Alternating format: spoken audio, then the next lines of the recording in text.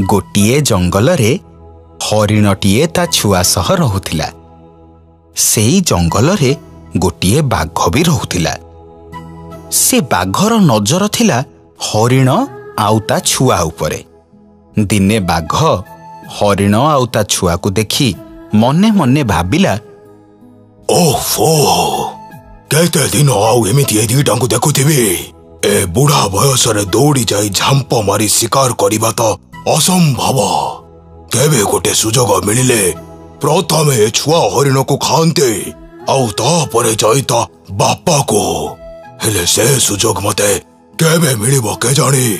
एतिकी बेले छुआ हरिण ता बापा को कहिला, बापा बापा मते बहुत जोरी भोक हेलाणी, मु कोन खाइबी। अरे कौन आउ करिबा कह। ए जंगल रे तो कंचा घास नहीं, सबु पड़िया पड़ीची। ना ना से सब मु किछि भी जानिनी। मते जोरी भोक हेलाणी, तमे जोठु भी हेले मो पई खाइबा जोगाड़ कर।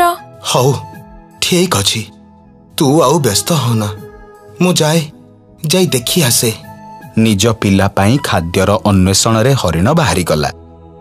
सबुआडे बुलिबा सत्वे ताको कंचा घास कोउठी भी मिलिलानी। शेषरे से मन दुखरे जाई गोटिए गछ तले बसी पड़िला। सेई गछ डालरे बसिथिला बणी चढ़ेई। बणी हरिण को देखि कहिला, अरे हरिण भाई एठी एमिति उदास हेई बसिच काहेकि, कौन हेइछि तुमर। कौन हाउ कहिबिलो बणी, माँ छेउंड पिलाटा मोर खाइबा पाई डहल विकल होउछि। हेले मो बापा हेई किछि भी करि पारुनी।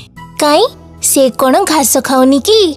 अरे घास थिले सिना खाइब, सबु आडे तो माटी फाटी आ करिछि, कंचा घास कोउठी अछि। हो सुन तुमे व्यस्त हुअनी, मु गोटिए जगह विषय रे जानिछि जोठी तुम पिला पाई कंचा घास मिलिबो। बणी घास पाई उड़ी चलिला। किछि समय परे बणी कंचा घास आनी हरिण को देला आउ कहिला, हरिण भाई देख तुम पिला पाई केमितिका कळ छनछनिया घास आनीची, नियो ताको खाइबाकू दब। तोर ए ऋण मु केबे भी सुझी पारिबिनी लो बणी। तमे आउ एते कथा कुहनी, सेपटे पिलाटा तुमको अपेक्षा करिथिबो, तमे एबे जाओ। हरिण घास नहीं फेरी आसिला। आउ तापरे से देखिला था छुआ सेठी नाही। ठीक सेतिकी बेले से बुढ़ा बाघ हरिण आगरे आसी छिड़ा हेई गला आउ कहिला,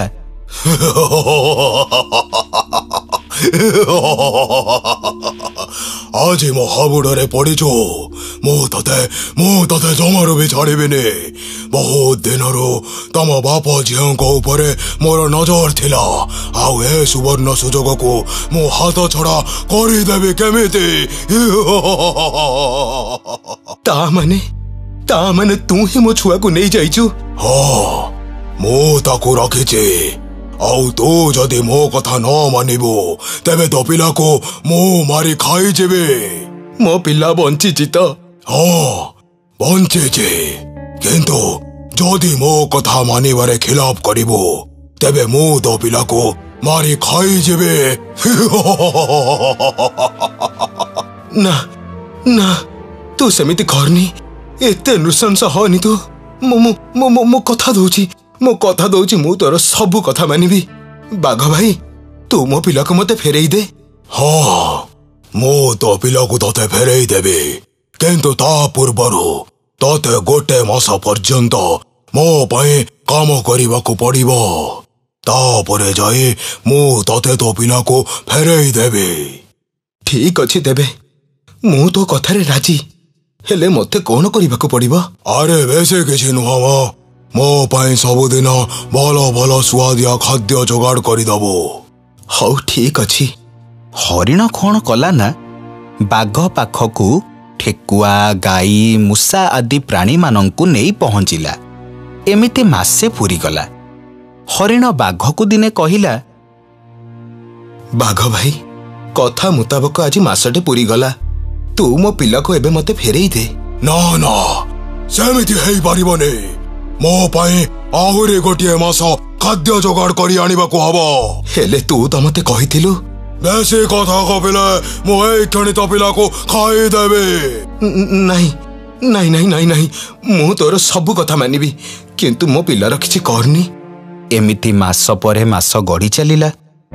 ବାଘ ହରିଣକୁ ଭୟ ଦେଖେଇ ଚୁପ୍ କରେଇ ଦଉଥିଲା। ଦିନେ ହରିଣ ଗୋଟେ ଗଛ ତଳେ ଭାରି ମନ ଦୁଃଖରେ ବସିଥାଏ। ସେଇ ଗଛ ଉପରେ ବଣି ରହୁଥିଲା। ବଣି ହରିଣକୁ ତା ମନ ଦୁଃଖର କାରଣ ପଚାରିବାରୁ ହରିଣ ସମସ୍ତ ଘଟଣା ବିଷୟରେ ବଣିକୁ କହିଲା। ସବୁ କଥା ଶୁଣିବା ପରେ ବଣି ହରିଣକୁ କହିଲା, ଆରେ ହରିଣ ଭାଇ, ତୁମକୁ ସେ ବାଘ ଠକୁଛି। ମିଛ କଥା କହି ସେ ତୁମକୁ ତାର କାମରେ ଲଗେଇଛି। ଏ ତୁ କଣ କହୁଛୁ ବଣି? ମୁଁ ସତ କହୁଛି ହରିଣ ଭାଇ, ସେଇଟା ଗୋଟେ ବୁଢା ବାଘ। ନିଜେ ଶିକାର କରିପାରିବନି ବୋଲି ସେ ତୁମ ଆଗରେ ମିଛ କହି ତୁମ ଦ୍ୱାରା ଶିକାର କରି ନିଜର ପେଟ ପୋଷୁଛି।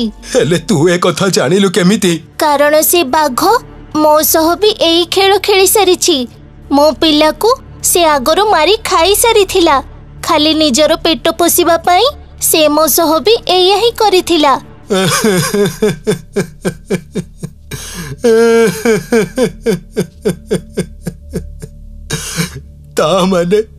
ତା ମାନେ ମୋ ଛୁଆକୁ ସେ ମାରି ଖାଇ ସାରିଛି।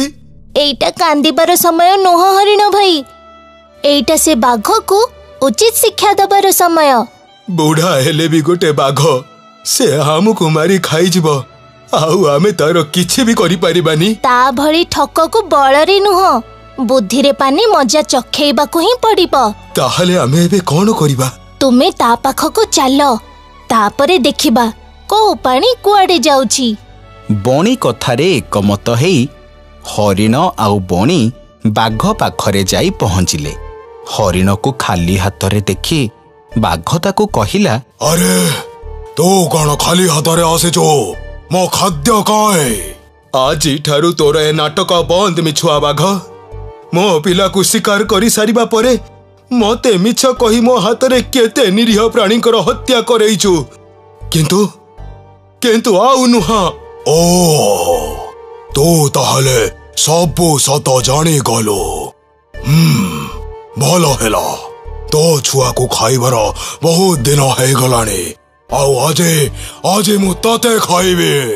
ବାଘ ଏତିକି କଥା କହି ହରିଣ ପାଖକୁ ଗଲା ବେଳକୁ ଗଛରେ ବସିଥିବା ବଣି ତା ଦାନ୍ତରେ ଖୁମ୍ପି ଖୁମ୍ପି ସେଇ ଗଛରେ ଫଳିଥିବା ଗୋଟାଏ ବଡ଼ ପଣସକୁ ବାଘ ମୁଣ୍ଡରେ ପକେଇ ଦେଲା।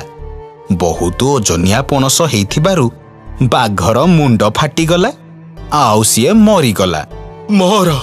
ମୋର ଅତ୍ୟାଚାରୀ ବାଘ, ମୋର ବିନା କାରଣରେ ତୁ ମୋ ଛୁଆକୁ ଖାଇଛୁ। ମୋ ଛୁଆକୁ ବି ଖାଇଛି ହରିଣ ଭାଇ। ଆଜି ମୋ ପ୍ରତିଶୋଧ ପୁରା ହେଲା।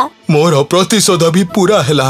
ଠକିବା କିମ୍ବା ଧୋକା ଦେବା ସବୁବେଳେ ନିଜ ପାଇଁ କ୍ଷତିକାରକ ହେଇଥାଏ।